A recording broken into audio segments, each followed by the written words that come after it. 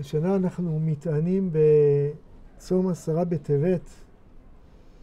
ביום שישי נעסוק קצת בעניינו של צום 10 בטבת.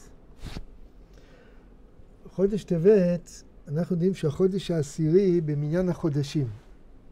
אם אנחנו מונים בניסן, אז אם כן, המקור במגילת אסתר, במגילת אסתר כתוב בחודש העשירי הוא חודש טבת.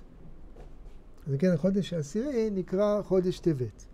בחודש טבת יש 3 תעניות על 3 פורענויות שבאו על עם ישראל. ח' בטבת, ט' בטבת וי' בטבת. תעניות של ח' וט' נקראות תעניות צדיקים. למה? שרק יחידים מתענים בהם. ואילו תענית של 10 בטבת היא נקראת תענית ציבור.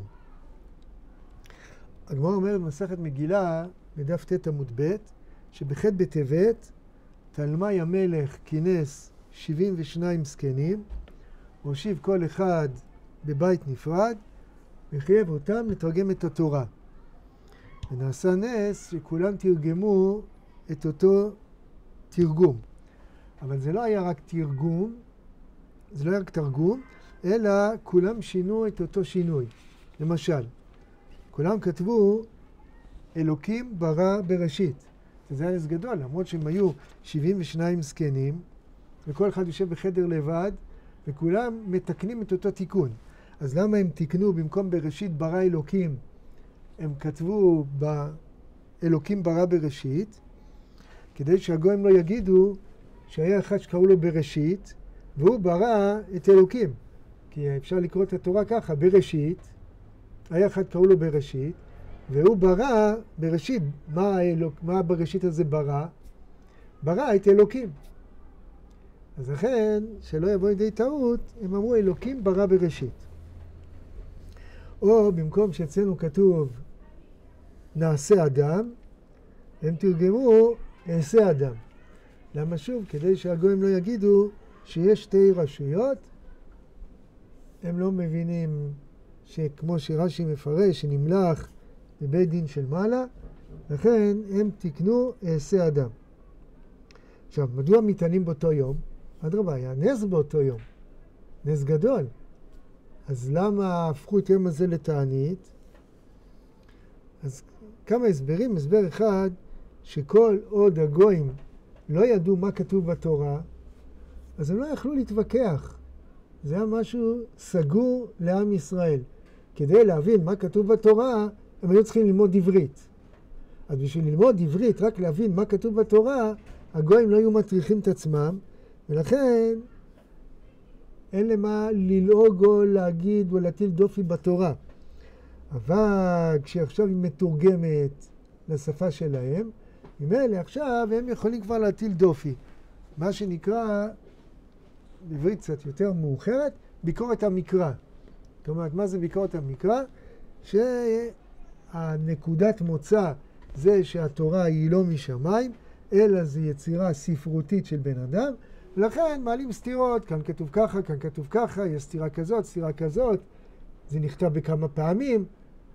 ביקורת המקרא עשתה שמות בעם ישראל, הרבה התפקרו בתקופה שהתחילה ההשכלה, והתחילו להעלות כל מיני טענות שהתורה היא לא מדויקת, ואנשים נפלו בכל הטענות האלה, והגיע לידי כפירה.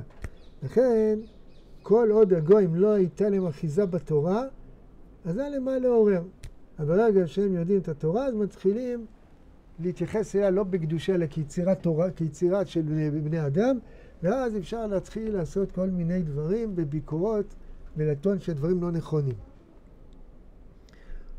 עוד דבר נוסף, גם מצד היהודים, כשהתורה כתובה בעברית, אז זה מכריח כל ילד יהודי שבחינוך שלו, אפילו שהוא גר בחוץ לארץ, הוא היה חייב ללמוד עברית. אם הוא רוצה לדעת הבסיס של התורה, הוא חייב לדעת עברית. לכן בכל הדורות, למרות שיהודים היו בכל מיני גלויות שהשפה המדוברת הייתה שפה אחרת, אבל שמרו על שפת הקודש, מה שהם קראו לזה, שפה העברית. כי כל אבא רצה שילד שלו ידע 5 חומשי תורה.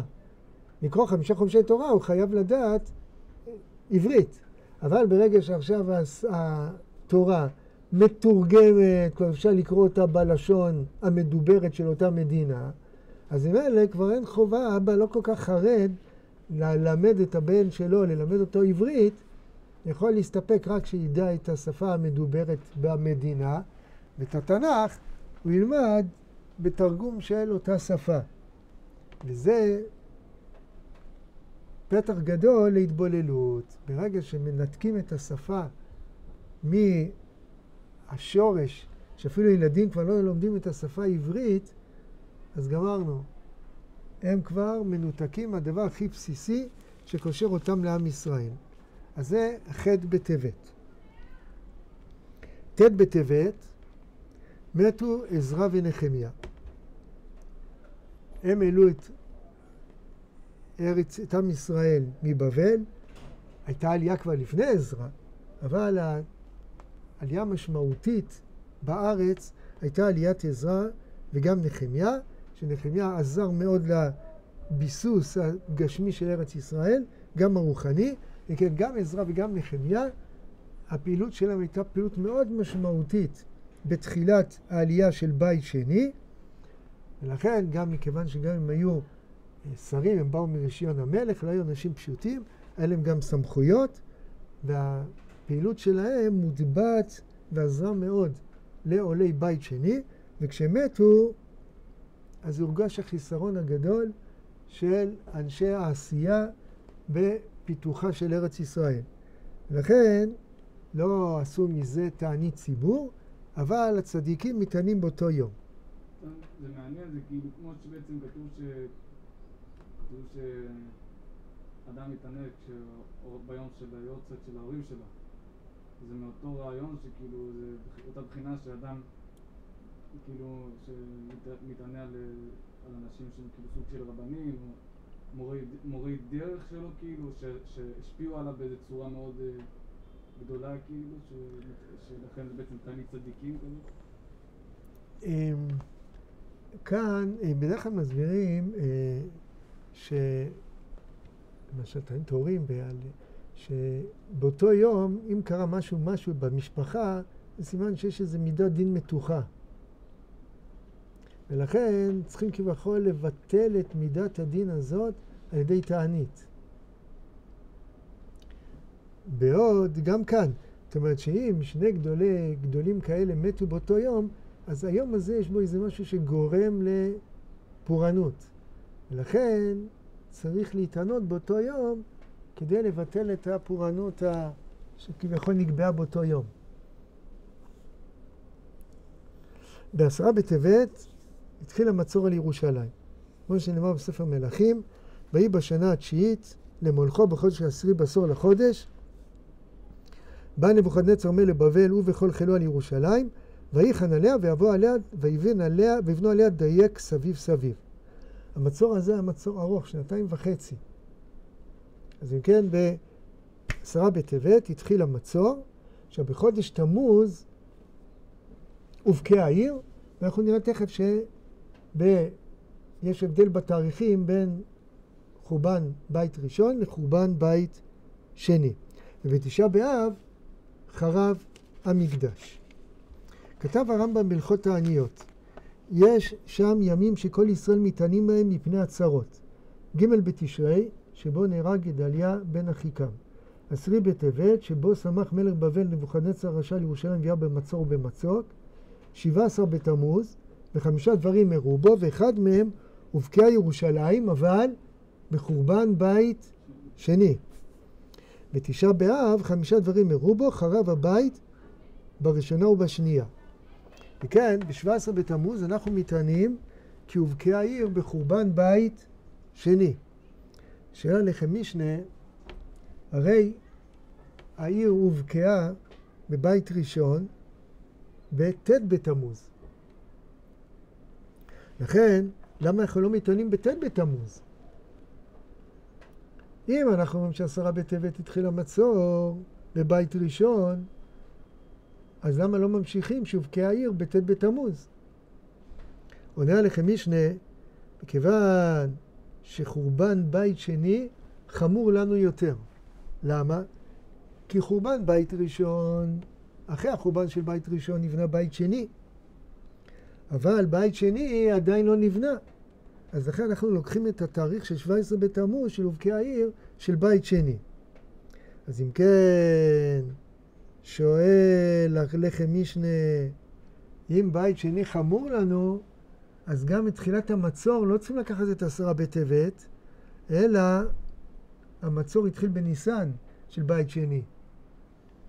אז למה אנחנו לוקחים כנקודת ציון את המצור של בית ראשון? היינו צריכים להתענות בניסן, תחילת המצור של בית שני. תחץ עליכם משנה ככה, מכיוון שהחומות של ירושלים הובקעו בחודש תמוז, גם בבית ראשון וגם בבית שני. לכן אנחנו מתענים בתאריך של בית שני. אבל, מה? הסברה פשוט אומרת שלא מתענים בניסן. כן, אבל זה... כאילו מה שאני רוצה להגיד זה שאם יש לי שתי תאריכים שצריכים לבחור, אם לא היה לי תאריך של בית ראשון, אז באמת אני מבין למה להגיד שלעשות בבית שני. אבל אם יש לי באמת גם את התאריך של בית ראשון וגם את התאריך של בית שני, אני שואל איזה מהם עיקרי, אז אני חושב שפה גם כן אמורה להיות לי השיקול שלא להתענות בערב פסח. אז גם זה יכול להיות שזה שיקול שני שלא להתענות בפסח. אבל כאן אז יוצא ככה, אבל נראה את הטעות של לחם משנה שאומר ככה, אנחנו תמיד הולכים לפי החורבן הראשון. אז אתה אומר ככה, בתחילת המצור של בית ראשון היה ב10 בטבת.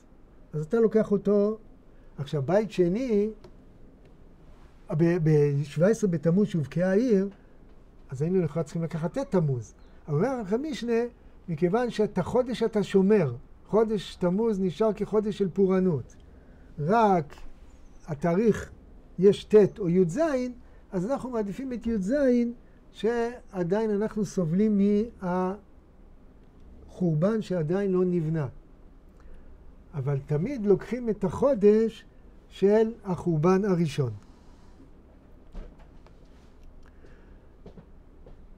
שאלה שנייה שיש, נפסק בטור שאם אחת מן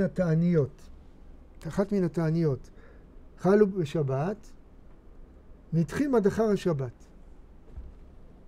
כתב שם בית יוסף, והרב רבי דוד אבודרהם כתב בהלכות תענית ש10 בטבת הוא משונה משאר התעניות, שאם חל בשבת לא היו יכולים לדחותו ליום אחר.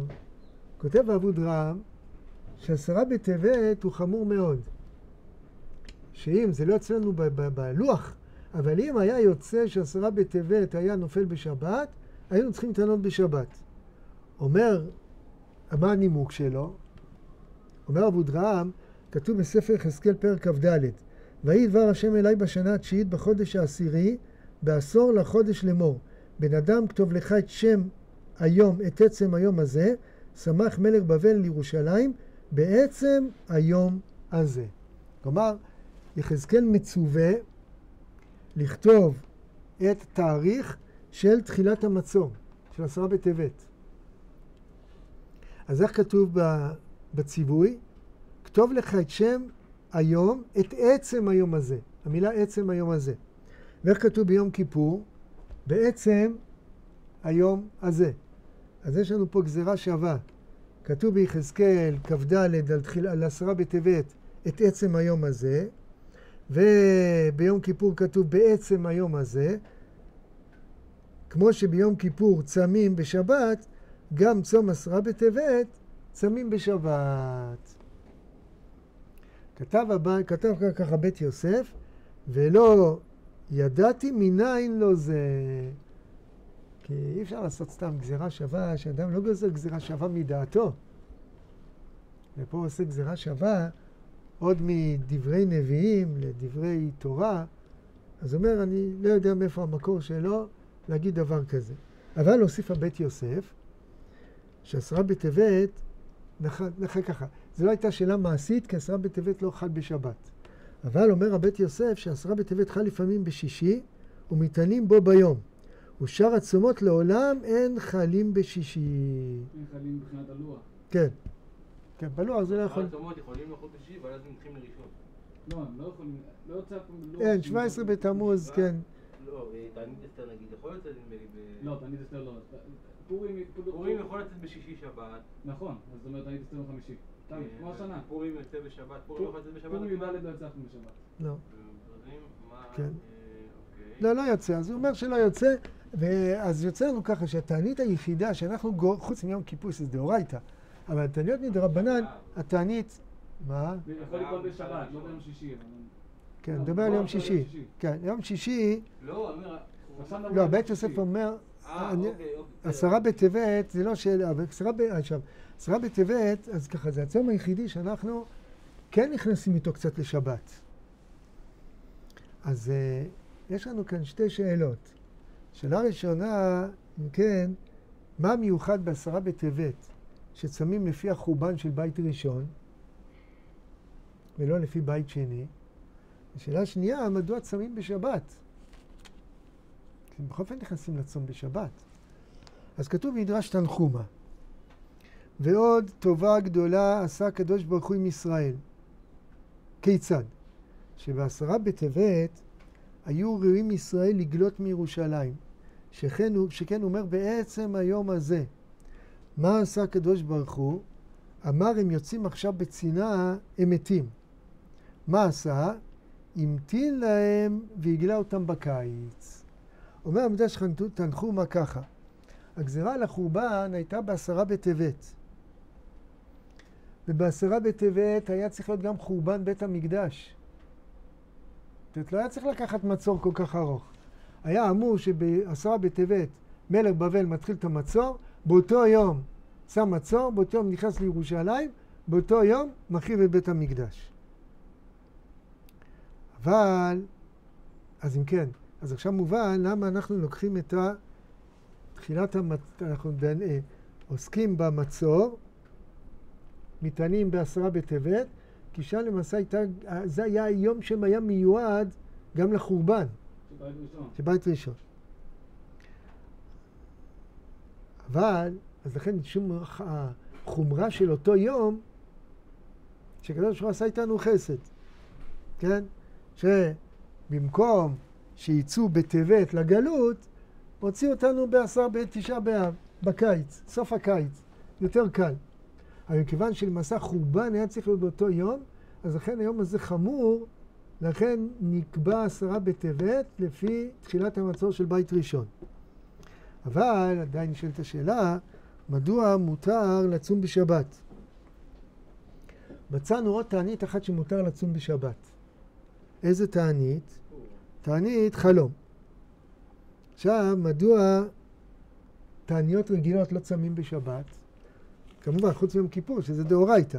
אבל תענית חלום מותר לצום אפילו בשבת.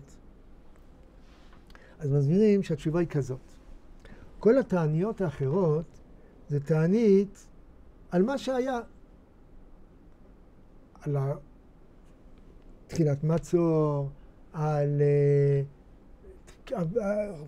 אבקת החומות, על החורבן של בית המקדש. כל הצענות האלה אנחנו רוצים על אירוע שהיה בעבר. אם יש אירוע שהיה בעבר, אז זה לא דוחה שבת. יש לך מצוות עונג בשבת, וקראת לשבת עונג. אז אתה לא יכול להתענות עכשיו על מה שהיה בעבר. אז למה תענית חלום כן? כי תענית חלום זה לא תענית על העבר. אתה לא מתענה על זה שחלמת. אלא מה? החלום הזה הוא כל כך משמעותי על האדם, שהאדם הזה פוחד מפני העתיד. הוא חלם עכשיו חלום רע, והוא מפחד שהנה עוד תוך יום יומיים קורה לו איזה אסון, מה שהוא חלם בחלום.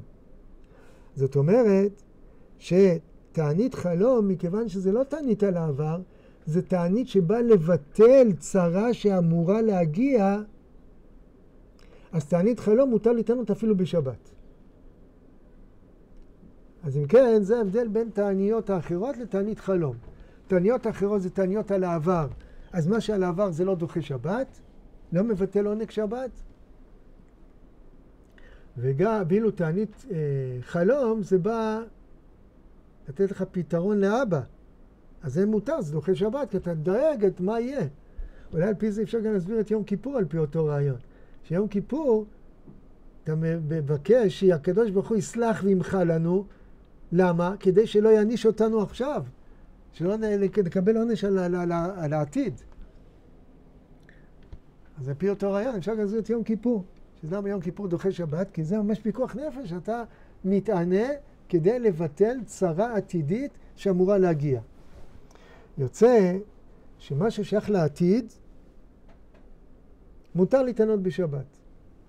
אומר החתם סופר, מכיוון שבעשרה בטבת, כמו שראינו במדרש, למעשה נגזרה גזרה על החורבן.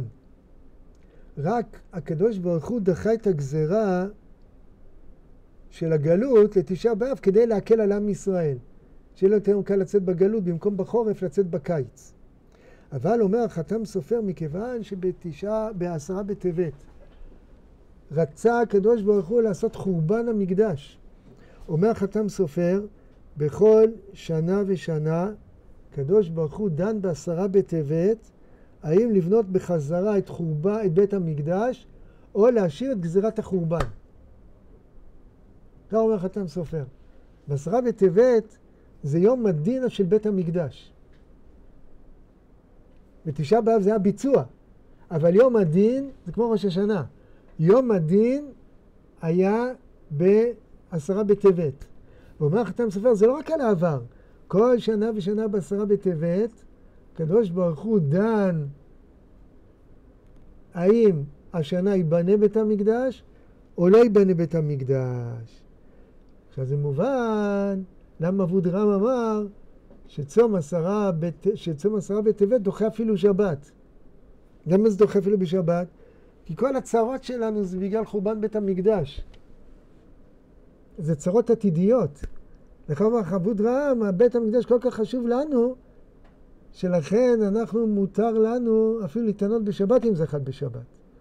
ולכן אנחנו, מכיוון שזה בלוח לא חל, אבל ביום שישי כן, אז מכיוון שבית המקדש כל כך חשוב לנו, אז אנחנו מכניסים אפילו את התענית לתוך השבת. אנחנו לא אומרים, הגיע השקיעה בליל שבת, אין, צריכים ללכת לאכול. לא, אנחנו מכניסים את התענית אפילו קצת לשבת עד הקידוש. למה? להראות כמה אנחנו רוצים שלא תימשך הגזרה של חורבן בית המקדש. אז כמה התענית הזאת היא חשובה. זה כתוב שיש בעיה להתענות ביום שישי. כן, שאדם לא ייכנס מעונה לשבת. כן, אז רואים שזה מתום החשיבות של אז באמת, אז אנחנו בעזרת השם, שיש לנו זמן, עד יום שישי יש לנו עוד יום, ביום אחד יכול להשתנות הרבה דברים.